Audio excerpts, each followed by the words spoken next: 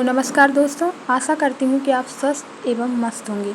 आज की इस वीडियो में मैं आपको बताऊँगी कि जीके जीएस की तैयारी हम किस प्रकार करें।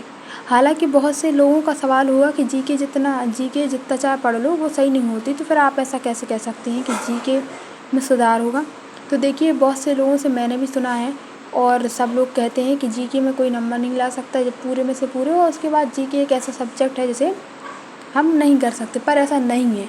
मैं अगर आपको एक उदाहरण के तौर पर बताऊं कि अगर कोई हम मूवी देखते हैं तो उस मूवी के हमें प्रत्येक चीज़ याद हो जाती है, हर एक चीज़ कि उसमें क्या हुआ क्या नहीं। वो क्यों याद होती है कि अगर हम उसकी ओर नज़र डालें, उसके पहलुओं की ओर, तो पहला पहलू है इसमें कि उसमें बहुत से चेहरे दिखाई जाते हैं, कहीं चित्र के जरिए वो हमारे माइंड में बस दिमाग में फिट हो जाती है। दूसरा, उसमें क्या होता है कि कहानी सी चलती है और विस्तार से पूरी फिल्म को बताया जाता है कि ऐसा हुआ था शुरू से लेके अंतिम तक, यानी शुरू में क्या हुआ और अंतिम में क्या स्थिति आ गई। तीसरी बात, उसे हम बड़े ही रिलैक्स और फ्री माइंड से पढ़ते हैं, तब हमें याद हो जाती हैं चीज़ें। तो इसमें मैं ये भी बताऊँगी कि याद कैसे करें। तो देखिए, याद करने की मैंने अभी आपको बताई 3 चीज़ें। फ्री माइंड हो, विस्तार से चीज़ें पढ़ें, और उसके बाद एक चित्र या कहें एक चित्र बना के अपने माइंड में पढ़ें, तो आप विश्वास मानिएगा ऐसा ज़रूर होगा। तो अब आपका भी सवाल होगा कि मैं इतनी बातें क्यों बता रही हूँ और मुझे इतना अनुभव कैसे है। तो देखिए, मैंने भी बहुत से पेपर निकाले हैं। पहला है मेरा एमपी पुलिस का, दूसरा मेरा यूपी होमगार्ड का, और तीसरा मेरा जो एमटीएस रहता उसमें पहली लिस्ट में मेरा नाम आया था। तो देखिए, इनमें देखा जाए तो जीके काफ़ी ज़्यादा वेटेज रहता है जीके का, और जीके का वेटेज रहता है इसमें। जैसे कि एमटीएस का पेपर की ओर ध्यान दें तो उसमें ज़्यादातर जीके और इंग्लिश पूछी जाती है, और जीके भी काफ़ी ऐसा नहीं पूछी जाती कि वो बहुत ईजी सी हो। उसके अलावा बात करें हम, जैसे यूपी होमगार्ड का पेपर, हालांकि पद ज़रूर छोटा सा है यूपी होमगार्ड का, कि बहुत ज़्यादा छोटा है, लेकिन अगर आप उसके क्वेश्चनों की ओर नज़र डालें, उनके प्रश्नों की ओर अगर आप थोड़ा ध्यान दें, तो उन प्रश्नों में भी ऐसे ऐसे प्रश्न थे जो बहुत ही देखा जाए कठिन स्तर के थे। जैसे मेरी एक शिफ्ट थी, मेरी शिफ्ट में एक क्वेश्चन आया था कि जो बैंडेज है, बैंडेज का आविष्कार किसने किया। तो हालांकि हम लोग बड़े बड़े आविष्कार ध्यान में रखते हैं, जैसे टीवी, फ़ोन, हेलीकॉप्टर या फिर कुछ भी ऐसे याद करते हैं, पर इतनी छोटी सी बारीक सी चीज़ कौन पूछ रहा, हमेशा याद करते, पर वो भी आया था। उसके अलावा कुछ ऐसे द्वीप पूछा गया था कि ये उत्तरी अंडमान में है, दक्षिणी में, और उसके अलावा बहुत से तट पूछे गए थे। तो ये ध्यान रखने योग्य बात है कि यहाँ पे अगर किसी ने पूरी विस्तार से नहीं पढ़ा होगा तो उसे ऐसा कुछ नहीं आया होगा। बच्चों के यहाँ अगर पेपर की बात करें तो लगभग 55, 50, 40, 45 के करीब नंबर थे, लेकिन अगर मेरी ओर ध्यान दें तो मेरे इसमें 71 नंबर है, 71। तो ऐसा क्यों हुआ? और मैं आपको बता दूं कि मेरी अभी 12th बीए अभी हुई है, 3 साल मुझे किए हैं 12th को, और मेरी जीके अभी ये तो नहीं कह सकती हूँ कि बहुत अच्छी है, पर हाँ इतनी अच्छी है कि मैं इसमें एवरेज से ज़्यादा मार्क्स लाती हूँ, और आगे और ज़्यादा लाने का प्रयास करूँगी। तो मैं इसीलिए ये वीडियो बना रही हूँ कि मुझे थोड़ी जीके की समझ है, मुझे लगता है, तो वो गाइड मैं आपको भी दूँ, इसलिए वीडियो बनाई। तो मैंने आपको सिर्फ 3 बातें बताई। सबसे पहले, किसी भी चीज़ को अच्छे से विस्तार से पढ़िए। हाँ, टाइम लगेगा आपका, लेकिन वो चीज़ आप भूलेंगे नहीं। देखिए, पढ़ने को तो हज़ारों लोग कितने एमसीक्यू पढ़ते हैं। जब मैं यहाँ पे पढ़ती हूँ और बच्चों को देखती हूँ तो उसमें इतने सारे एमसीक्यू पढ़ते रहते बच्चे, 1000 2000 एक दिन में। लेकिन एमसीक्यू से क्या फ़ायदा होगा जब आपको पूरी डिटेल नहीं आएगी, तो वो दिमाग से बाहर जाएगा एमसीक्यू। हो सकता है कि 1000 पढ़े तो उसमें से 300-400 500 लगभग ऐसे याद हों, लेकिन वो 500 कहाँ गए जो पूरे आने थे। तो इसलिए विस्तार से चीज़ों को पढ़ें। उसके अलावा पहले विस्तार से एमसीक्यू पढ़ें, थ्योरी पढ़ें, फिर एमसीक्यू लगाएं उसी टॉपिक के। जैसे मेरे सामने आपको नज़र आ रही होगी लक्ष्मीकांत, तो जैसे मान लीजिए इसमें हमने 1773 का एक एक्ट पढ़ा, तो उस एक्ट में जो नॉर्मल सी बातें बताई गई कि इसी के द्वारा 1774 में कलकत्ता में जो उच्च न्यायालय है या फिर कहें सुप्रीम कोर्ट की स्थापना हुई थी। तो ऐसा कुछ बताया गया है उसमें। अगर कुछ वर्ड गलत हो जाए तो आप उसे सही कर लीजिएगा।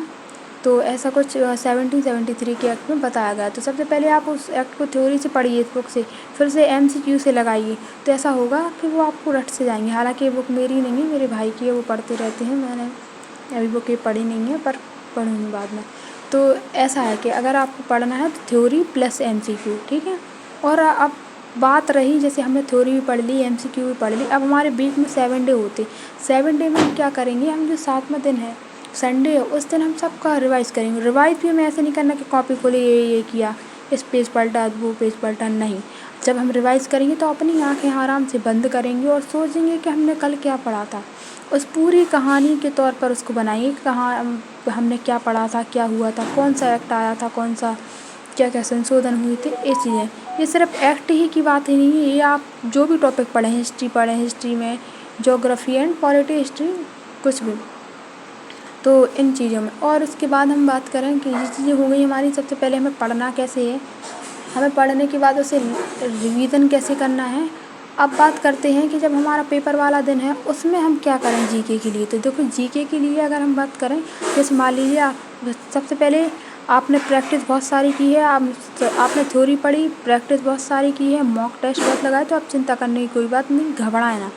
पेपर में जाएं तो बड़े रिलैक्स होके जाएं, और ऐसा नहीं कि नहीं ये नहीं हुआ तो ये हो जाएगा, कुछ नहीं सोचना है हमें। इधर बड़े रिलैक्स होके हमें सिर्फ उस क्वेश्चन पर ध्यान देना है, उन क्वेश्चनों को देखना है कि क्वेश्चन क्या कह रहा है, बिल्कुल लाइन बाई लाइन क्वेश्चन को ढंग से पढ़ना है। क्योंकि कभी कभी कहते हैं, अगर कोई पूछ ले कोई भी क्वेश्चन है, उसमें क्वेश्चन में कहा गया नहीं और आप आंसर दे आए हाँ, तो ये क्वेश्चन गलत हो जाए। तो सबसे पहली गलती क्या करते हैं कि जब आप खुद सोचिए, आपकी 1 साल की मेहनत है, और 1 साल की मेहनत आप मात्र जब पेपर देने जाएँ 1 घंटे में ख़राब कर आएँ, तो कितना दुख होता है। घर पे आके उसी क्वेश्चनों को रोएं कि जो मुझे आता था वो भी मैंने गलत कर दिया।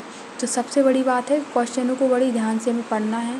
पढ़ने के बाद क्वेश्चन को अब हम देखेंगे एलिमिनेट, मतलब 4 क्वेश्चन हैं, मतलब 4 विकल्प हैं उसमें, तो सबको ऐसे देखें। क्योंकि आपने प्रैक्टिस की है तो आपको कुछ ना कुछ इन 4 क्वेश्चनों में कुछ ना कुछ पता होगा। क्वेश्चनों को इस प्रकार पढ़ें और उन पर ध्यान दें कि ऐसा नहीं, मतलब पहला क्वेश्चन देखें क्या ये सही हो सकता है या नहीं। अगर आपको कन्फर्म पता है तो आप लगाइए, लेकिन अगर पता नहीं है तो eliminate method is best for GK के लिए एलिमिनेट मेथड बहुत अच्छा है, अगर आपने थोड़ी थोड़ी चीज़ें पढ़ी हैं। क्योंकि देखिए, डायरेक्ट आजकल ऐसा नहीं आ रहे हैं पेपर कि डायरेक्ट आपने पढ़ा कि कान्हा नेशनल पार्क कहाँ है तो उधर आ जाए मध्य प्रदेश, नहीं आएगा। आपको बताएंगे कान्हा नेशनल पार्क कौन सी नदी के किनारे है क्या, अगर अच्छे से पेपर आ रहा है तो ऐसा कुछ होगा। इसलिए आप नॉर्मल चीज़ें तो रही नहीं, एक से एक क्वेश्चन आ रहे हैं उसमें, तो बड़े ध्यान से। हाँ, अब यह है कि अपन लोग जो छोटा छोटा पढ़ते हैं, जैसे कान्हा नेशनल पार्क मध्य प्रदेश में, तो इसके अलावा थोड़ी और चीज़ें पढ़ लेते तो ऐसे घुमा फिरा के क्वेश्चन आते हैं। तो इसलिए हमें क्या करना है, एलिमिनेट करना क्वेश्चन को बड़े आराम से।